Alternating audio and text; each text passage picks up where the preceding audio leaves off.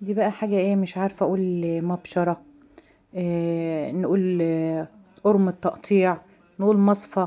هي اوبشن كده حلو جدا، عبارة عن حاجات كتير، يعني عندنا لها وشاش كتير. لو هي مبشرة ده 1 2 3 تعملها احلى شيبسي. هنا 4 5 وتبشر البصل، كل حاجة فيها اهي. طب نشوف كده المواصفات بتاعتها، نشوف المواصفات. اتفضل كده يا حاج، امسك لي اولا احنا هنطلعها من العلبة اهي. طلعتها لكم من العلبة.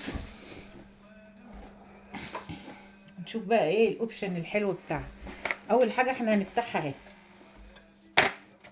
تبقى دي كده. عايزين نشرح بقى ده ايه ده. ده اولا شكلها وهي مقفوله، دي تبقى قرمه بالوضع ده. لو اتحطت كده على الرخام عندك على المطبخ هتستعملها قرمه، تقطعي عليها اللي انت عايزاه، او بلانش حسب كل محافظه وبيتسماها اسم معين. دي بلانشه وبتتعلق طبعا من هنا كمان لو عندك علقه. تمام. نقلبها كده نشوف بقى من جوه. هنلاقي متعلق عليها الوشاش بتاعه المبشره اهي. دي طبعا كلها بتتفك وتتركب في الجزء ده، يعني الجزء ده هنا بنفكه وبيتركب فيها ده، بتتقلب كده وبيتركب هنا ونبشر بقى كده. تمام. ايه كمان معانا مميزات حلوه جدا؟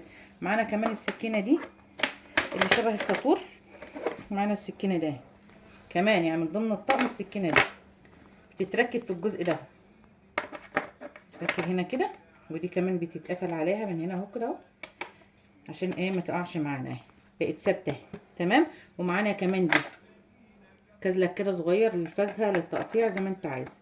شوفي كل الاوبشن ده وكده بس، لا مش كده بس، في معانا دي سيليكون. سيليكون تقيل، خامته حلوه قوي قوي قوي. هنشوف حجمها كده بالتقريب، دي هتطلع كام.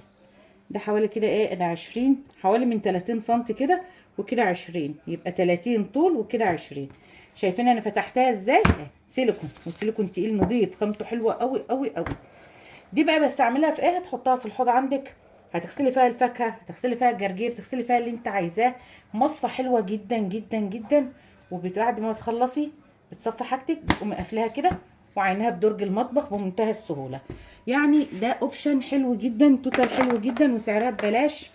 بالتالي ما عادش الا القطعه وعلى دي. فكرة هي ممكن انت برضو بتستخدم لغسيل البشر اللي انت بتبشريه، برضو لو حبيت تبشري حاجة ابشر وتغسل فيها يعني برضو تبشري كل فيها حاجه.